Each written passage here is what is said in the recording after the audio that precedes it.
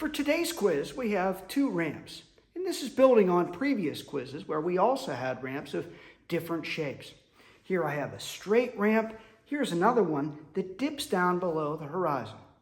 In a previous video, we asked which would win the race. In other words, if I had 2 of these identical ball bearings, which would make it to the other side first? If you haven't seen that one, I highly encourage you to go watch that and then come back. The rest of the video, I'm going to try my best not to give that away. But for today, what we'd like to know is if I had them starting at the same height, same place, and these are roughly the same length, which would end up having a faster velocity at the end. Here's what your quiz looks like today. Let me hold that up.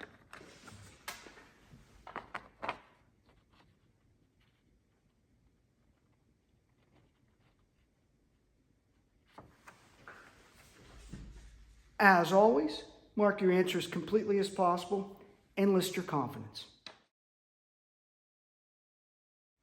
Typical student responses. And by the way, we get a lot of responses on our videos down in the comment section. And remember, these are supposed to elicit dialogue. And they do. But many of our students and also viewers end up talking about friction. Remember, friction in this case is not going to be as big of a factor as many of the students might think. Look, if I were sliding something, you can hear that. I can literally rub some of the material either off the table or off the sphere itself. But when we're rolling, we're really just touching. And so a ball can roll and lose very, very little of its momentum as it goes across the table. In fact, if I just took a rail and put the rail here, you can see that even at a slow speed, it loses very little. And you might be thinking, well, maybe the table is tilted. Well, I can go the other way. I'll go a little slower. And you could see it loses very little. Now, that doesn't mean that there isn't friction there. Of course there is. You can hear the friction. Anytime we have that vibration, some of our energy is being given up into sound and heat and things of that nature. So a lot of our students worry a little bit too much about the friction. Of course there's friction, but it might not be as great a deal as many of them think.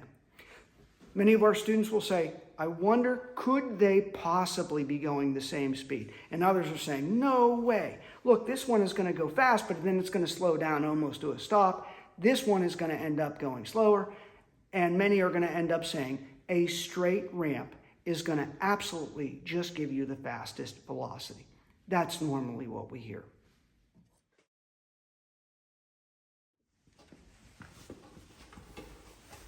All right. Right out of the camera's view, right down here, I've got a ring stand with a bar, and it's level. And I can take my ramp and I can put it onto that bar. Now I'm going to end up sending it through 2 photo gates. In a previous video, we only used 1 photo gate, and that's really problematic.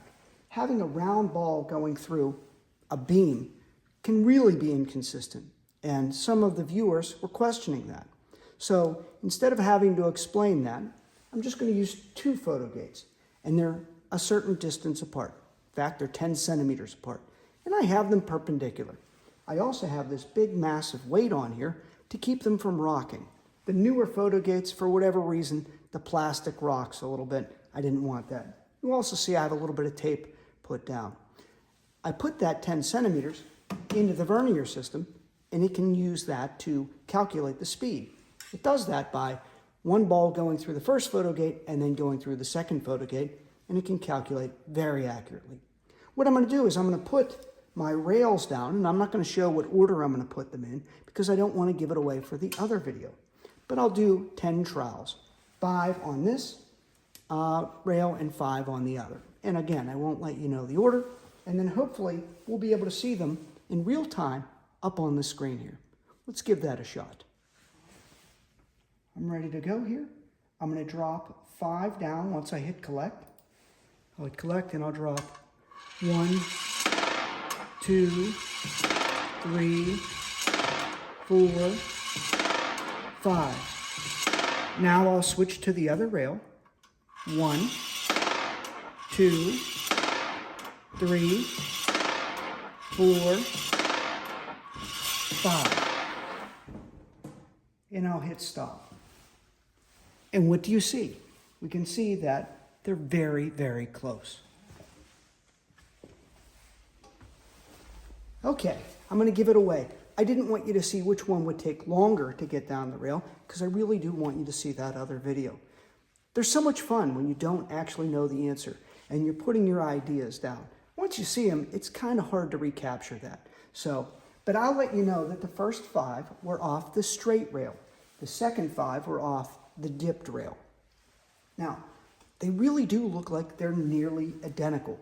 But some of our viewers in previous videos said, I think it's actually going to be a little bit faster. You know, they were citing friction and distance that it would have to travel. In other words, less traveled rail, you're going to have less overall friction adding up. And these are all wonderful ideas. So let's see if we can dive into that a little bit. What I'm going to do is I'm going to find out if there's a difference. I'm going to highlight these first 5.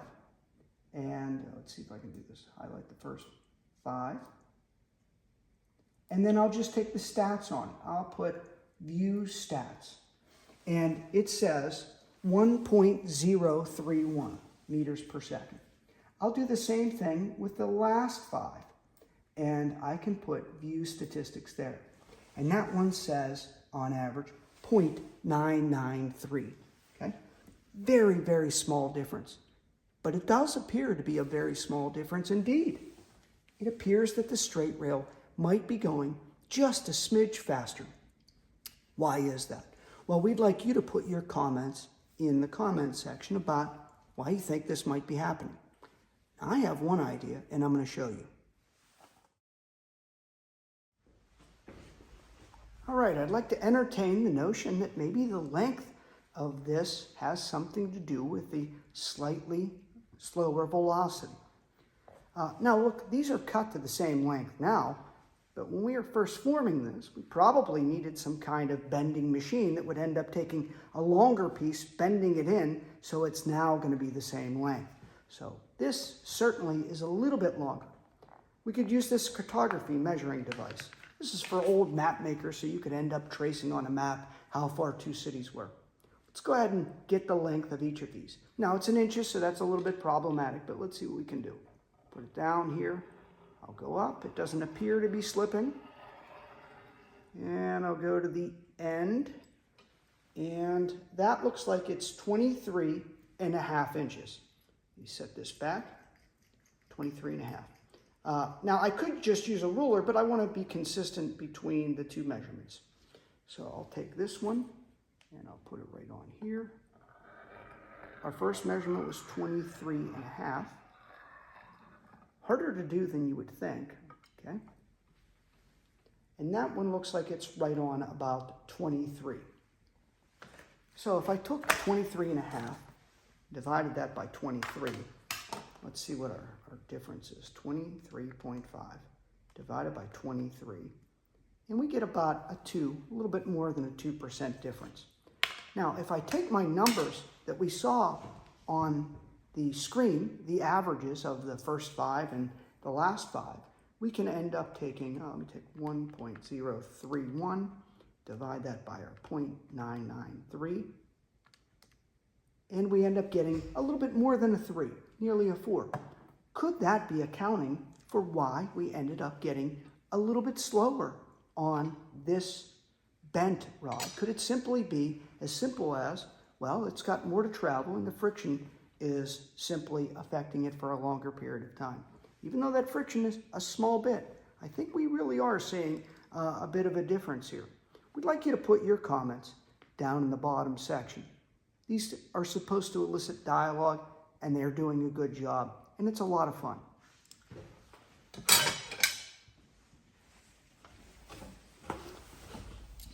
All right, so this has been fun.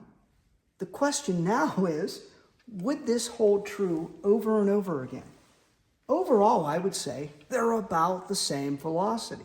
But it does appear that there might be a very slight difference. Could that be because of the distance that we just talked about?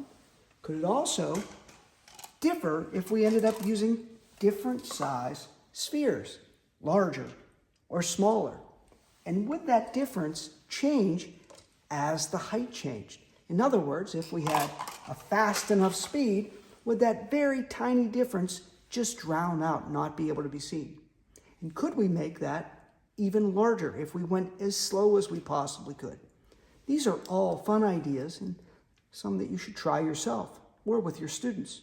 These are called long-term projects that elicit that scientific spirit, all the practices that scientists use, that reflection and evaluation, and then comparing results to nature. So we encourage you at the Idealized Science Institute, please start experimenting. But for now, we're going to call this a day. We're going to say it's about the same, but there's a very, very slight difference. Look forward to some of our other videos. We're going to go over friction. Maybe we'll take a deep theoretical dive. And of course, we have more ramps to come. So keep watching. All right, that's our quiz for today. Thank you for watching another Idealized Science Institute video. We are a nonprofit organization. If you like what you've seen, be sure to like and subscribe. And if you want, leave a comment below. It's helpful to us. If you can financially support us, go to our website and hit the donate button. If you can't, simply by sharing these videos with other teachers and students in your life will be helpful. While at our website, you'll find that we have our Idealized Science Institute book that'll help you engage your students in dialogic discourse. There you'll also find we have a podcast where we break down educational research. We also have long-form lessons. If you're a teacher, you can watch these and go in the very next day and enact these. Along with this, we also have many other resources, including more quick quizzes. So thank you for watching, and we hope to see you in the next one.